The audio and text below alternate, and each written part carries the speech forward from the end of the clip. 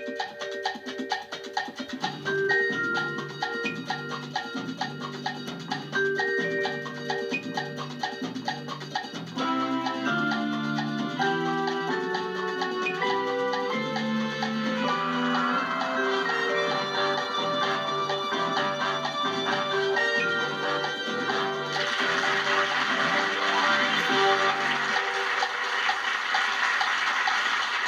evening. Welcome to Letters and Numbers, where the questions are very simple. It's just the answers that can be a little tricky.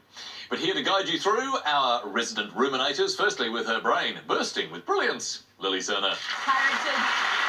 Speaking of brilliant brains, Richard, it was sad to see Alana go, the queen of cliffhangers. But it should be a good night tonight anyway. We will have another great night tonight, an exciting new start. Welcome, Lily. And with more grey matter than most, it's David Astle. Hi, Richard. The brain is an absolutely fascinating thing, isn't it, David? The brain is fascinating, a little bit like this object. Oh, now that is an intriguing thing. What is it? It's actually, when I covered a story for a magazine, I did a story on blind cricket, and it's the ball they use to play blind cricket, and they bowl that ball sort of very aggressive underarm style, and it taught me how skewed our brains are towards the visual. And our language? Our language, because as I was sitting beside a game watching with a blind player, I was describing the game to him, and every word that I used was almost had a visual bias. So what sort of things? I said a tall player, I said he had red hair, all of which was almost irrelevant to him. And it was only when I said he had a Kiwi accent that he said, oh, that's ferret. Well, some colourful language tonight, perhaps. There will be. Welcome, David. Thank you. And our contestants for tonight. Firstly, our carryover champion, investment manager and former Aussie rules umpire, Brian Buckley. Welcome back, Brian. Thank you, Richard. Now, how did you get on the show? Yes, well, my daughters wanted me to go on the show, and I said I wouldn't, so they put my name down. There was a little bit of family coercion here. Yeah, so I thank Phoebe and Jessica for doing that. Oh, well, look, they've done a great thing, because it's great to have you back in the carryover champions chair. Thank you.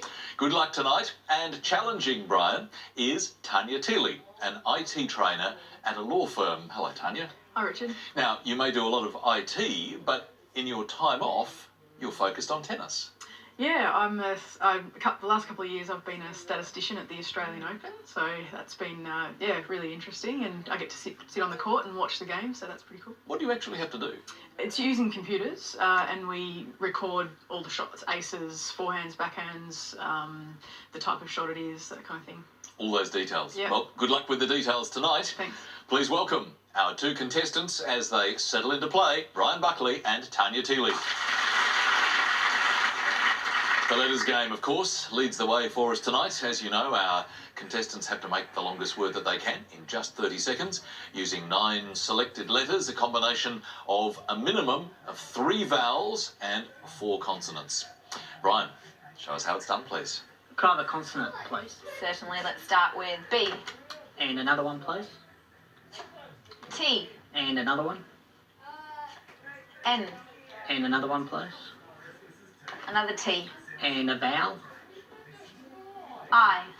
And another vowel, please. E. And another vowel.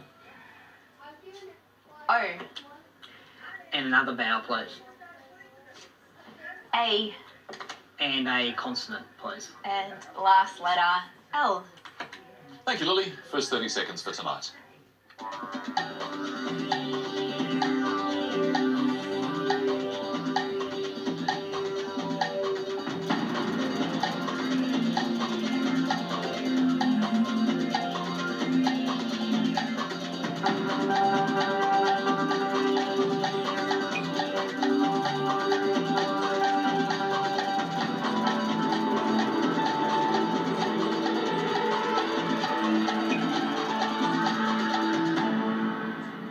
First letters, Brian. How many did you get? I've got a 6. A 6 for you, and Tanya? Just a 5 for me, Richard. Let's start with your 5, please. Bloat.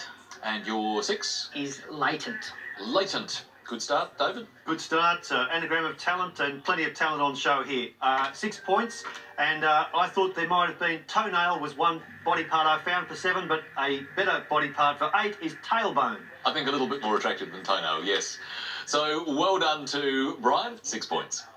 An anatomical start from David, but let's see where the rest of the letters leaders tonight. Tanya, your first pick. I'll start with a consonant, please. Certainly. R. And a vowel. A. Consonant. T. And a vowel. I. And a consonant. S. And a vowel. E. And another vowel. U. And a consonant. C. And lastly, a consonant, please. And last letter R. Thanks, Lily. Here's the clock.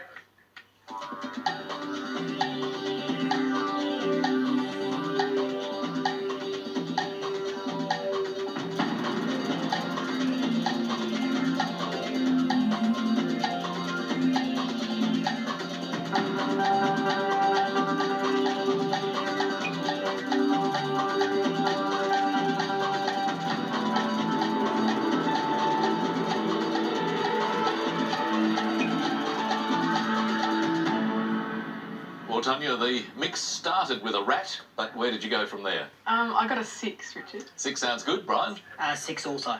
let's have yours first. Mine's satire. And yours, Tanya? Cursor. They are both lovely words, aren't they, David? Could you just spell cursor, please, Tanya? Curser. Let's have a look. Curse. We promised some colourful language, and there's a start. Good sixes, both players. Now, satire, interestingly, I mentioned before the Richard Serna mix and how that can be a very profitable mix, and satire is another very fertile letter bed. In the end, I found an 8, and that is recruits. Recruits. Nice work, David. Well done to both Brian and Tanya, 6 each. Well, time for you to do the math as we head into the numbers game. And Brian, what's your combination? Lily, I might go family mix, please. Thanks, Brian. 2 large, 4 small. And starting with the smalls, 4, 2, 1, 10, and the 2 large, 75 and 25. The target to reach is 205. Thank you, Lily. Here we go.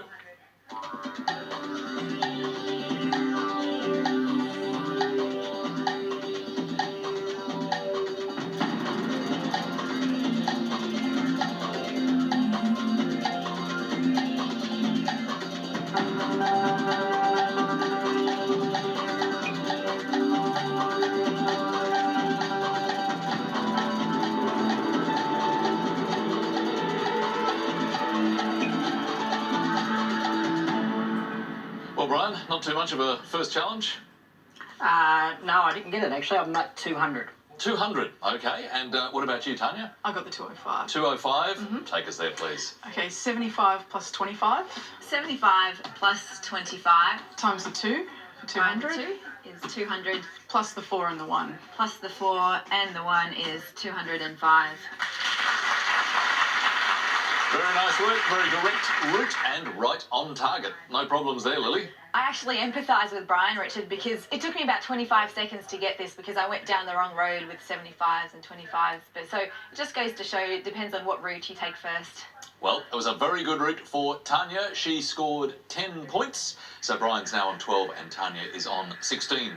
As we head into our first break and your first word mix for tonight. C, given. And the clue, use the mind to look. Back in a while.